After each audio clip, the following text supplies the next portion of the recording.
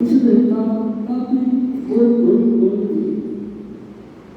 बाद में जैसे जैसे संसार करता गया, संत महात्मा हो गया, लोग सबों ने अपने अपने तरीके से समझाया, लेकिन वो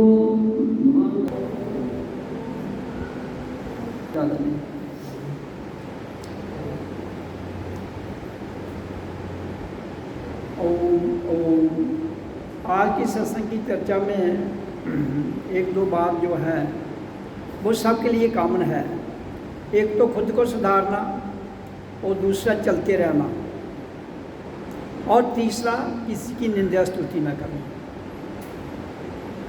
जो सुनीता ने, मिथुन ने और विजय जी ने बोला, उन तीनों का करेक्ट मैंने बता दिया। आज सबसे बड़ी बात है क्या कि देखिए, हमें सबसे पहले संसार में जो कुछ है, अपरा और परा दो बातें कही गई। अपरा संसार है और परा जीवात्मा है। तो इसलिए ये सारे का सारा जितना भी सिस्टम है, प्राकृतिक तौर पर और आध्यात्मिक तौर पर, दो ही सिस्टम है संसार में। एक है संसार, एक है आत्मा। आप इस सब की खोज, जितने भी कंसेप्ट, जितने ग्रंथ लिखे गए आज तक धरती पर, उन सारे ग्रंथों का निचोड़ है हमारा देह। चाहे वो पुराण हो, गीता हो, पुराण हो, रामायण हो, बाइबल हो, धम्मपद हो, गुरु ग्रंथ हो, सबका निचोड़ क्या है? हमारा ये देव रूपी शरीर देवालय है, इसको अगर आप पढ़ लो अच्छी तरह से, तो गुरु किसको कहते हैं? जिसने इसको पढ़ा है, किसको जाना है, देह के भीतर यात्रा करके जाना है, वो गुरु आपको गाइड प्राप्त कर सकता है। नहीं तो कहीं ना कहीं हम गड़बड़ हो सकती।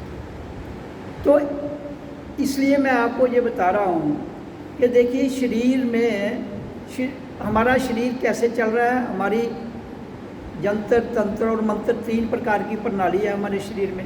जंतर तंत्र, तंत्र है मशीनरी, मंत्र है मूल ध्वनि, ओम की ध्वनि, मूल मंत्र, और उसके साथ मेन है प्राण बाजू।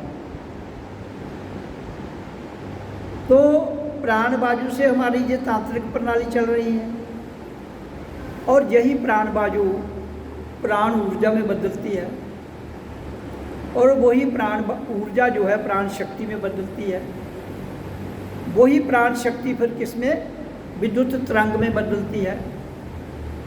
वही विद्युत तरंग जो है वो एक प्रकाश में बदलती है,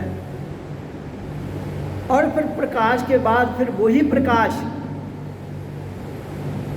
एक करंट के रूप में, एक छोटे से बिंदु के रूप में, जिसकी चमक इतनी है कि आप देखते ही आनंद रूप में चले जाओ।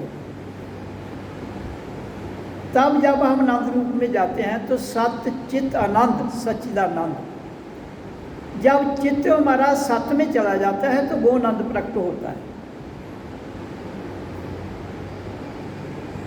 तो ये सारी जो बातें हैं, ग्रंथ बहुत बड़े हैं। मैं क्या आपको एक जन्म छोड़ के दो जन्म भी लगाओ नहीं पढ़ पाओगे, इतने ग्रंथ लिखेंगे।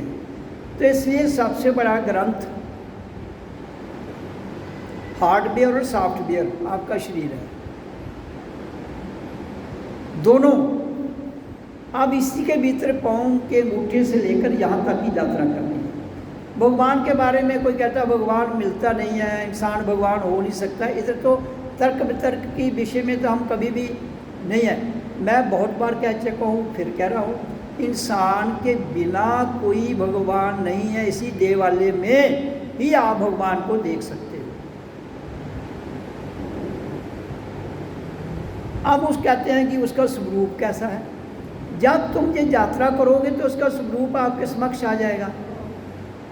अगर आपके भीतर कोई कंसेप्ट नहीं है, अगर आप कंसेप्ट में हैं तो फिर आपके अंदर वो कंसेप्ट वाला भगवान आ जाएगा, काल्पनिक। लेकिन जब कंसेप्ट से आगे चले जाओगे आप तो आपका अपना आप आएगा। तो जो आपका अपना आप है वही सच है। वो जो कंसेप्ट वाला भगवान है वो सच नहीं है। इतनी सी ये सारी बात है सत्य को जानने के लिए, और इससे आगे भी। तो जब आप भृकुटी तक जो शब्द की ध्वनि हमें ले जाती है, उसके आगे सहस्त्रार्थ तक, तो वहाँ से आप स्वयं गुरु बन जाते हैं। देखो, गुरु और शिष्य का रिश्ता क्या है? Guru should be the best and the shishya student should be the best, तब काम बनता है। अगर स्टूडेंट बेस्ट है, गुरु अपने आप उसको बढ़िया मिलेगा, ढूंढने की जरूरत नहीं पड़ती है। फिर आप एक ग्रंथ से भी गुरु को अपने भीतर झांक के उसका मंथन करते हुए, श्रवण मनन सिमरन मंथन, ग्रंथ को मंथन और मनन करने की जरूरत है। अगर आप उसको मंथन और मनन नहीं कर पाए, सिमरन उसका तो करोगे आप, मंथन करके नहीं जान पाए, तो आप कंसेप्ट में ही रह जाओगे। क्योंकि वहाँ तो कहते हैं भगवान ऐसे कहते हैं वैसे कहते हैं।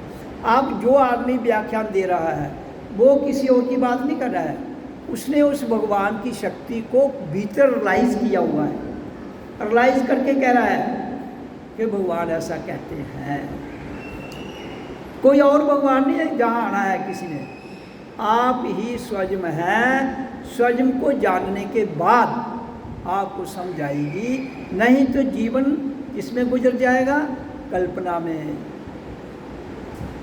ये सारे तीर्थ स्थान या तो जहाँ ऋषि मुनियों ने तपस्या की है, साधना की है, वहाँ बनाए गए हैं, तो या फिर कोई ऊंची जगह पहाड़ियाँ देखकर, क्योंकि वहाँ का वातावरण शुद्ध होता है। वैसे भी आप चले जाओ, आपका ध्यान लग जाएगा, क्योंकि वहाँ का वातावरण शोर शराबा नहीं है और हाइट होती है।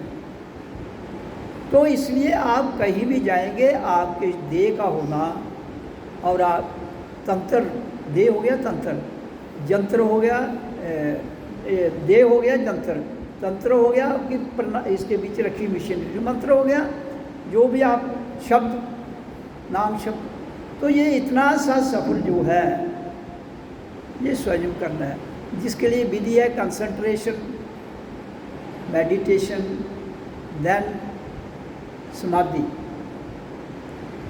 ये कंसंट्रेशन जिसको हम एकाग्रता कहते हैं, मेडिटेशन जिसको ध्यान कहते हैं, समाधि जिसमें हम लीन होकर उसका समाधान ढूंढ लेते हैं, और उसके बाद गुरु की ज़रूरत नहीं है, तुम स्वयं गुरु बन जाते हो। जब आपका ध्यान लगे तो ज्ञान भीतर से आएगा, आपको कहीं किताबों से भी सीखने की ज़रूरत नहीं पड़ी है। किताबों में तो फिर आप नकल आओ, मान लो आपका अनुभव और किताब से मिलता है, मैं नहीं कहता हूँ उसमें गलत है, लेकिन वाणी जो आपकी निकलेगी, आपसे जो वाणी निकलेगी, हाँ कुछ लोग कहते हैं नहीं हम ज़्यादा पढ़े लिखे नहीं हैं, आप जो भाषा जानते हैं, जिस जगह पैदा हुए हैं, जो भाषा जानते हैं, उसको वहाँ तक भाषा तो पहुँचती नहीं है। भाषा तो आपको एक चर्चा तक है, वहाँ भाषा की ज़रूरत ही नहीं है, वो मौन है। मौन में भाषा को क्या करना आपने? परमात्मा की जो अलाई ताकत है, वहाँ पहुँचने के बाद आदमी मौन हो जाता है। भाषा खत्म, नाम खत्म, शब्द खत्म। खत्म का अर्थ ये नहीं कि खत्म हो गए, खत्म का अर्थ है कि आप उससे ऊपर आ गए। मौन में, मौन, कंप्लीट मौन इज द सुपर पावर। तो वहाँ ग्रंथों की कहाँ जरूरत है, मुझे बताइए। ग्रंथ रोज हो जाएंगे। हाँ, उसके नीचे नीचे ग्रंथों की ज़रूरत है, प्रतीक हैं, कुछ गाइडेंस मिलती है, अच्छी बात है। लेकिन हम कहें कि नहीं ग्रंथों को माथे टेक के आपने उसको पाना है, ऐसा कभी होगा ही नहीं।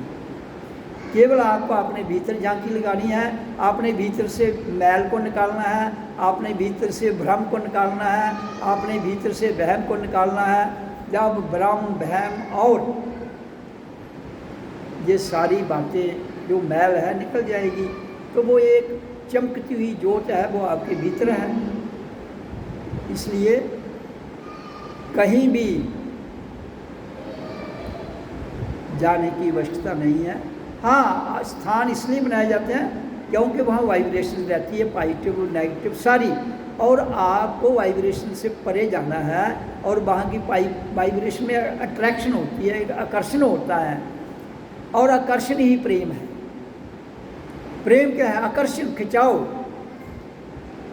और इसका एक ऐसा खिंचाव है कि इसका जैसे ही आप इस लाइन में जाओगे तो इसका एक ऐसा खिंचाव है जैसे आनंद आता है, और फिर आनंद वो अपने आप खींचता है आपको। लेकिन चलते रहना,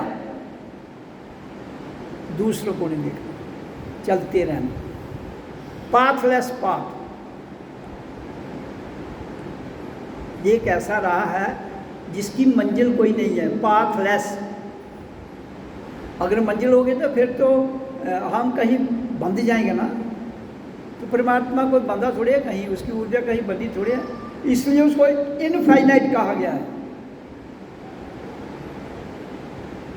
तो इनफाइनाइट जो शक्ति है, जो ताकत है, हम सबके भीतर है, लेकिन क्या हम उस लेवल तक चलते चलते जान सकते हैं उसे कि नहीं, ये इंडिविजुअल हम सब पर निर्भर करता है। ओम ओम ओम ओम ओम।